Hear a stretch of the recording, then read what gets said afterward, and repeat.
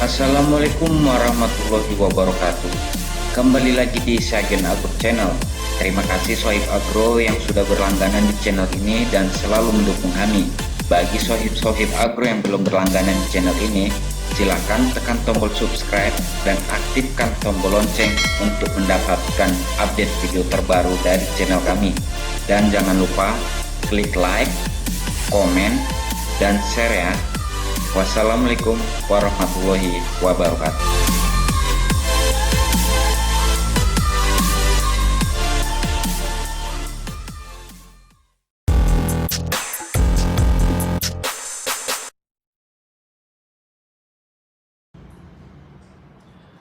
Assalamualaikum warahmatullahi wabarakatuh.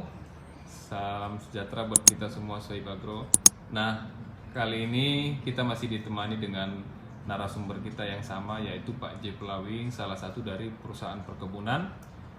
Nah, di konten kali ini kita akan membahas mengenai apa itu sih kastrasi, karena pertanyaan-pertanyaan dari Sohib Agro sebelumnya itu banyak menanyakan, tolong dong bro kita bahas mengenai kastrasi, karena kami bingung nih bagaimana sih cara kastrasi dan apa sih kastrasi.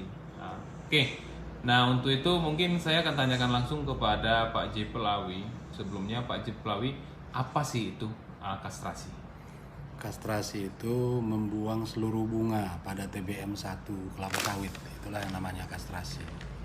Oh, jadi membuang seluruh bunga yang ada pada tanaman kelapa sawit. TBM1. Oh, TBM1. Iya. Oke. Sebelumnya Pak J. Pelawing langsung dijelasin aja TBM1 itu apa sih? Biar Sohib Agro juga paham. TBM1 itu ya 0 tahun sampai sebelum 1 tahun lah, itulah TBM1 kelapa sawit. Berarti usia dari 0 Iya, sampai 1 tahun. 1 tahun. Dia setelah tanam Pak ya, bukan dari pembibitan ya. Iya. Oke, jadi Sohib Agro, jadi kalau bingung nanti itulah dia namanya TM1. Oke, dilanjut tadi Pak, bagaimana mengenai kastrasi itu, mulai kapan dikastrasi? Ini memang TBM itu ada TBM1. Jadi dia TBM2, sorry ya. Jadi di umur ke 15 bulan dia. Kastrasi itu dilakukan sebenarnya ya dari awal pun, kalau memang sudah ada yang mendompet itu dibuang. Jadi bunga itu seluruhnya dibuang. Jangan sampai dia mengganggu generatifnya tanaman, karena prinsip dari kastrasi itu adalah kita bagaimana untuk merangsang pertumbuhan vegetatifnya. Oh, gitu. Jadi umur ke 15 bulan dia disitulah dimulai kastrasi. Setelah, kalau di perkebunan ya, kalau kita punya sendiri sebenarnya asal sudah mendompet, dia ada yang dompet, buang aja, karena lebih mudah dia membuang bunga itu ketika dia masih dompet. Kalau dia sudah pecah, ini kita kan butuh alat khusus lagi. Tapi kalau dia masih dompet, dia tuh sangat mudah. Kita sorong aja pakai alat misalnya gini, sudah patah dia. Kalau dia masih muda. Oke. Jadi kalau kita kastrasi itu Pak, tadi di umur 15 bulan. 15 bulan, berarti masuk ke TM2 Itu ya? anggarannya sebenarnya. Anggarannya, tapi kita sesuaikan dengan kondisi di lapangan ya. Betul. Untuk tanaman Sohib Agro. Oke. Jadi kalau kita kastrasi itu, apakah semua buah yang dompet tadi kita habisin semua Pak? Ya kalau untuk, memang tergantung asal bibit. Kalau dia asal bibit. Video ini dipersembahkan oleh Dolomit Agro, solusi petani untuk memperbaiki keasaman pada tanah. Kalau dia asal bibit PPKS misalnya, sorry harus saya sebut nama. Oke, tidak masalah. Kalau PPKS sampai dia 6 bulan berturut-turut, itu dibuang semua. Dibuang semua bunga jantan dan bunga betina, itu dibuang semua. Tapi kalau sopin, dia di bulan terakhir itu cuma 5 bulan. Bulan ke-6 dia sudah tidak dibuang lagi bunga jantannya. Karena di sopin itu populasi bunga jantannya itu sangat sedikit. Di bawah 5 dia per hektar. Di bawah 5 apa nih maksudnya?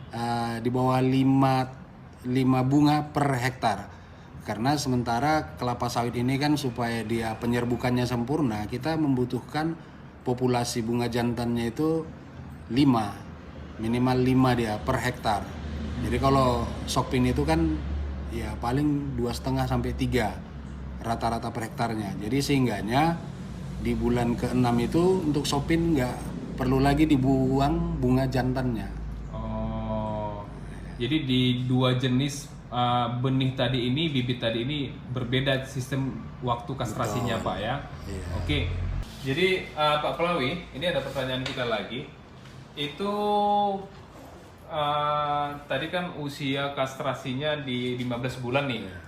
Di 15 bulan dan setelah 6 bulan berturut-turut itu kita pangkas semua. Bulan ke-7 sudah tidak kita kastrasi lagi. Nah, kalau di bulan ke-7 ternyata pertumbuhannya juga tidak normal. Itu apakah masih kita lanjut kastrasi atau tidak? Normalnya maksudnya seperti apa ini? Karena kalau sudah dia 6 bulan berturut-turut kita lakukan kastrasi, bulan ke-7 itu sudah nggak perlu lagi karena itu sudah mengarah ke kita harapkan produksinya. Bulan ke-7 itu jadi generatifnya. Tadi kan selama 6 bulan itu untuk vegetasinya. Jadi kita sehingga kan kita harapkan pada saat dia untuk berbuah itu memang betul-betul pokok itu sudah siap. Jadi ibaratnya kalau orang kalau dia masih muda sudah beranak, ini kan kita khawatirkan kan bisa aborsi nanti. Iya benar. Nah, jadi ini pun seperti itu. Jadi kita kuatkan dulu dia vegetasinya, baru setelah dikastrasi ini kan tentunya kan dia secara fisik pun dia kuat. Nah, begitu dia mengeluarkan produksi pasti maksimal. Dan itu biasanya kita harapkan produksinya ketika dia nanti pra promosinya atau promosinya sudah di atas 5 kilo per tandan. Oke, maksudnya pra promosi itu gimana, Pak?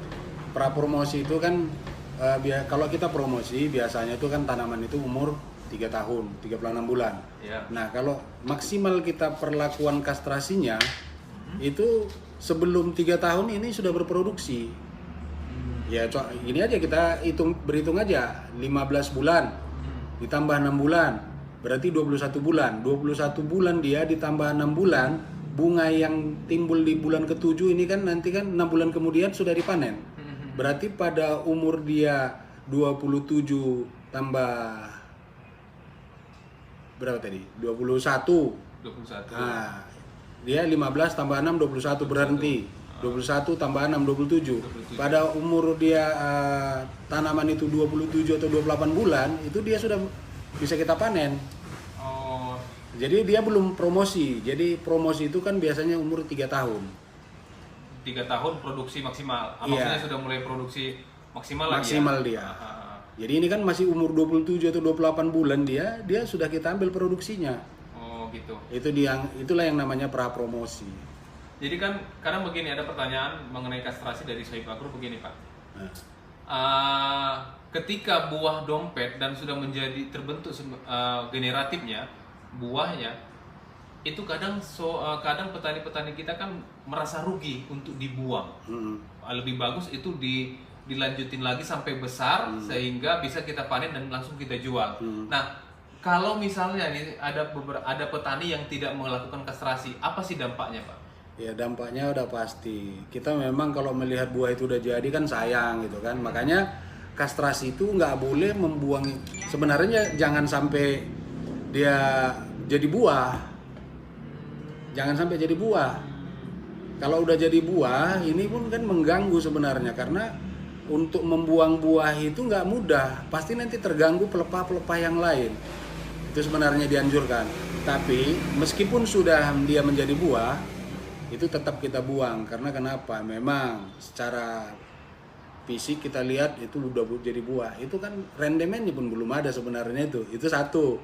Yang kedua, ini kalau kita lihat seperti itu, tapi begitu kita hitung nanti, lebih ekonomis dia nanti ketika memang kita kastrasi. Kenapa? Kalau dia buah itu kita biarkan dari kecil, seperti yang saya bilang tadi, dia ya segitu-segitu aja buahnya.